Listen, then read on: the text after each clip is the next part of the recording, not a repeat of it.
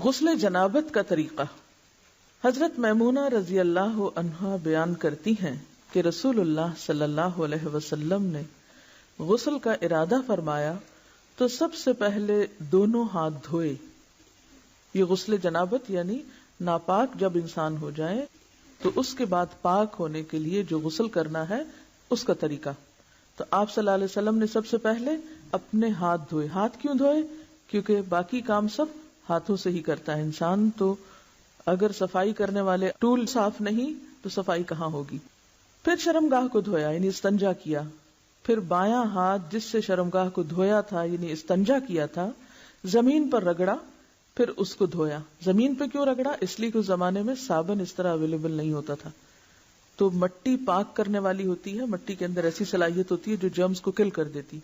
تو اگر آج آپ کے پاس صابن ہے تو اس کے لیے ضروری نہیں کہ آپ مٹی پر ہی ہاتھ رکھ دیں کہ اب آپ پریشان ہو کہ ہمارے واش روم میں تو ٹائلز لگی ہوئی ہیں اور مٹی نہیں ہے تو کیا ہمارا غسل نہیں ہوگا، تو اس کا آلٹرنیٹ آپ استعمال کر سکتے ہیں۔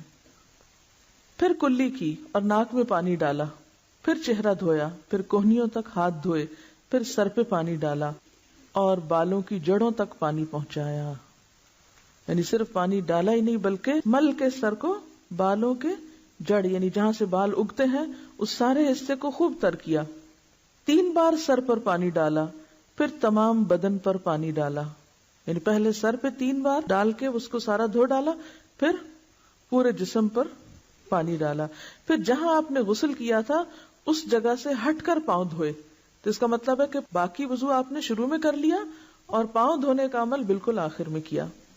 حضرت عائشہ رضی اللہ عنہا اور حضرت عبداللہ بن عمر رسول اللہ صلی اللہ علیہ وسلم کے غسل جنابت میں وضو کا ذکر کرتے ہوئے فرماتے ہیں کہ آپ نے سر کا مسح نہیں کیا بلکہ اس پر پانی ڈالا۔